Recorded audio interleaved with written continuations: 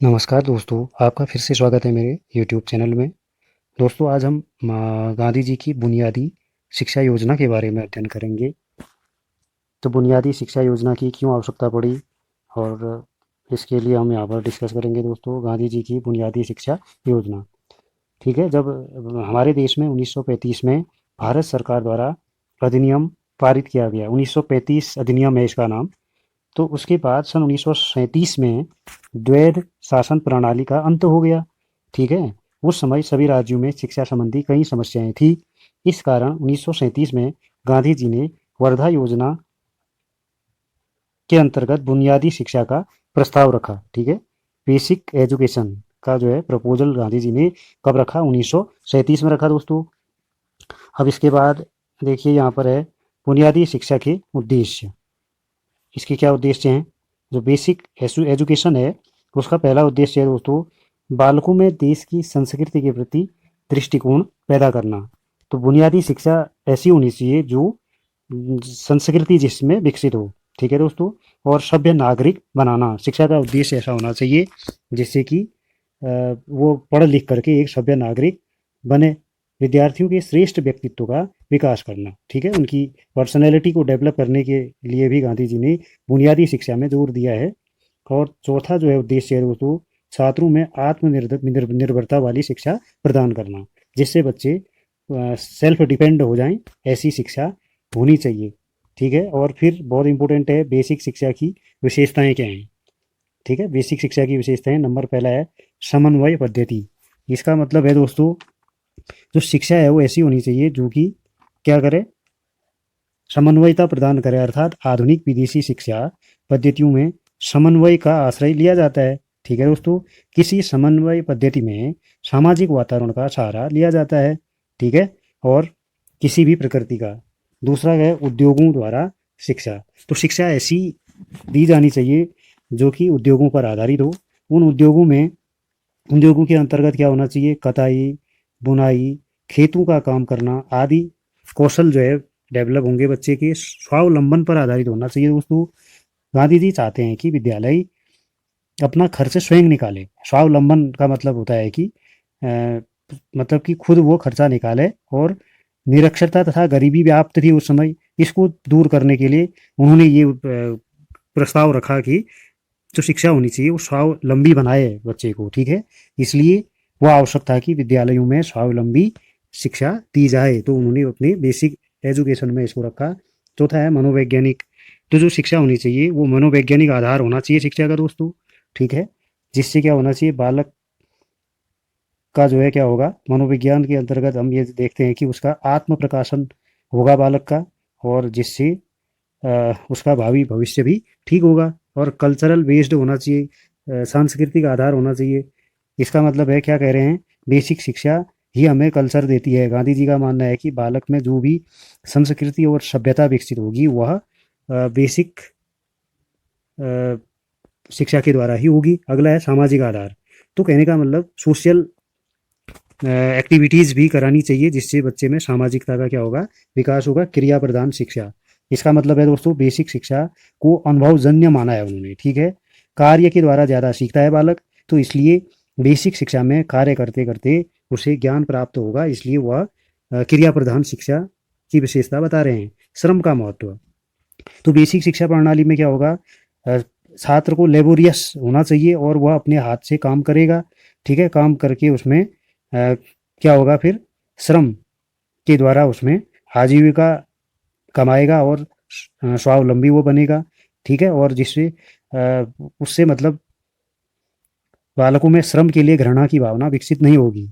इसका श्रम का महत्व भी उनको बताना चाहिए। आर्थिक आधार वही है कि इसमें छात्रों को हस्तकला की शिक्षा दी जानी चाहिए। ठीक है, जिससे वो क्या करेंगे, कोई वस्तुएं खुद बनाएंगे और उसको बेचने के बाद आर्थिक स्थिति उनकी ठीक हो सकती है। और अगला है कि विद्यालय और समाज में सामंजस्य स्थापित होने वाली करने वाली शिक्षा होनी चाहिए। ठीक है, बालक को ऐसी शिक्षा दी जानी चाहिए जिससे कि वह विद्यालय में, घर में और समाज में सामंजस्य स्थापित कर सके। ठीक है दोस्तों, अब आधारभूत शिक्षा का पाठ्यक्रम बड़ा इंपॉर्टेंट है। तो ये क्या है, मूल उद्योग। पाठ्यक्रम में मूल उद्योग के अंतर्गत क्या बता रहे हैं, कृषि, बागवानी, कताई बुनाई, काष्ठकला आदि रखने चाहिए। स्थानीय परिस्थिति के अनुसार अन्य उद्योगों को भी चुना जा सकता है। तो कहने का मतलब जो शिक्षा है उद्योग आधारित होनी चाहिए, मूल उद्योग पर आधारित होना चाहिए और मातृभाषा में शिक्षा दी जानी चाहिए। गणित विषय का ज्ञान कराना चाहिए बच्चों को, जिसमें अंक गणित, बीज गणित, रेखा गणित आदि विषय उन्होंने आधारभूत शिक्षा में रखे। तो सामाजिक अध्ययन के अंतर्गत इतिहास, भूगोल, अर्थशास्त्र, नागरिक शास्त्र आदि विषय शामिल किए जा सकते हैं। ठीक है दोस्तों। और पांचवा जो उन्होंने पाठ्यक्रम में जो आधार बताया, सामान्य विज्ञान भी होना चाहिए, संगीत, चित्रकला, देश भाषा, उस देश भाषा में हिंदी या हिंदुस्तानी होनी चाहिए। ठीक है। अब इसके बाद आधारभूत शिक्षा के सिद्धांत, ये भी इम्पोर्टेंट है दोस्तों। पहला है, गांधी जी ने सदैव निःशुल्क और सार्वभौमिक शिक्षा की वकालत की। ठीक है दोस्तों, जो आधारभूत बुनियादी शिक्षा का आधार था। और दूसरा सिद्धांत है कि शिक्षा का माध्यम मातृभाषा हो। ठीक है, बेसिक शिक्षा जो है मातृभाषा में दी जानी चाहिए, जिससे बच्चे आसानी से समझ सकते हैं, सीख सकते हैं और ज्ञान उनका बढ़ेगा। वे मातृभाषा के प्रबल समर्थक रहे हैं। ठीक है दोस्तों। और आधारभूत शिक्षा के अंतर्गत तीसरा सिद्धांत है, किसी न किसी उत्पाद पर आधारित होनी चाहिए शिक्षा, कोई न कोई प्रोडक्ट। ठीक है, प्रोडक्ट बेस्ड होनी चाहिए शिक्षा, ताकि छात्र स्वावलंबी बन सके। और शिक्षा पूर्णतः भारतीय संस्कृति का ज्ञान कराने वाली होनी चाहिए, जिससे इसका विस्तार किया जा सके। इसका मतलब जो कल्चर को बढ़ाए, ऐसी शिक्षा भी आधारभूत शिक्षा के अंतर्गत ये शिक्षा दी जानी चाहिए। ठीक है। और पांचवा है, शिक्षा इस प्रकार होनी चाहिए जो हमारी नैतिक जिम्मेदारी का एहसास कराए। ठीक है, इसका मतलब नैतिकता का की भावना विकसित हो, ऐसी शिक्षा दी जानी चाहिए। आधारभूत सिद्धांत है दोस्तों, बड़े इंपॉर्टेंट हैं। पहला है निःशुल्क और अनिवार्य शिक्षा के बारे में बताया। दूसरा कहा कि शिक्षा का माध्यम क्या होना चाहिए, मातृभाषा होना चाहिए। तीसरा, जो एजुकेशन है किसी प्रोडक्ट पर आधारित होनी चाहिए, जिससे स्वावलंबी बन सकें छात्र। और चौथा है, कल्चर पर बेस्ड होना चाहिए, जिससे हमारी संस्कृति का विस्तार होगा। और चौथा ये है कि नैतिकता, ठीक है, मोरल एजुकेशन भी हमें देनी चाहिए। ठीक है दोस्तों। अब इसके बाद हम देखते हैं यहाँ पर बड़ा इंपॉर्टेंट है गांधी जी की रचनाएं। ठीक है दोस्तों, गांधी जी ने जो रचनाएं, यहाँ पर क्या लिखा है कि जो पुस्तकें लिखी या रचनाएं जो रची, वो है माई एक्सपेरिमेंट विथ ट्रूथ। तो दोस्तों ये जो रचना है, ये 1927 में जो है ये रचना की थी गांधी जी ने, हिंद स्वराज। ठीक है, ये इसकी रचना 1909 में की थी दोस्तों। ठीक है, 1909 में। सत्य के प्रयोग बहुत इंपॉर्टेंट है। ये आत्मकथा है इनकी, इसमें इन्होंने क्या लिखा है, अपनी आत्मकथा लिखी हुई है। और ये पुस्तक कब लिखी, देखो स्टार्ट की 20 नवंबर 1925 से स्टार्ट करी। ठीक है दोस्तों, 20 नवंबर 1925 से क्या करी स्टार्ट, और इसको कब पूरा किया, उन्होंने पूरा किया 3 फरवरी 1929। ठीक है, 4 साल में लगभग ये किताब लिखी।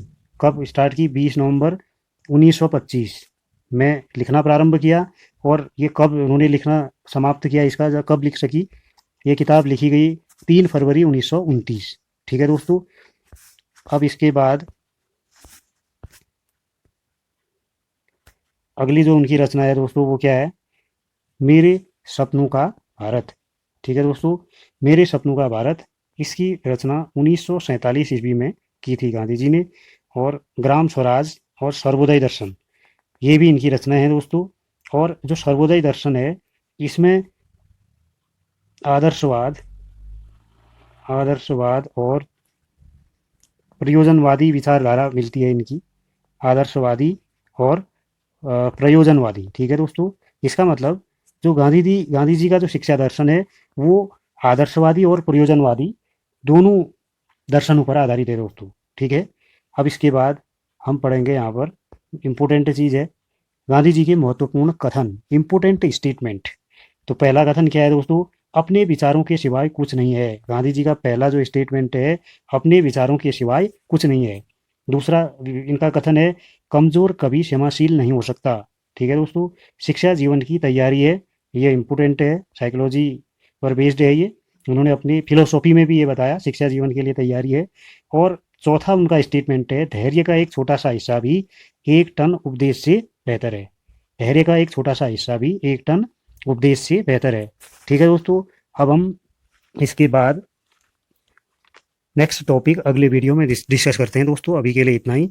आपको ये वीडियो कैसा लगा दोस्तों, कमेंट कीजिए। मेरे चैनल को लाइक, शेयर और सब्सक्राइब कीजिए, तभी मुझे मोटिवेशन मिलेगा और आगे के लिए और भी वीडियोस बनाए जा सकते हैं। अभी के लिए इतना ही। धन्यवाद दोस्तों।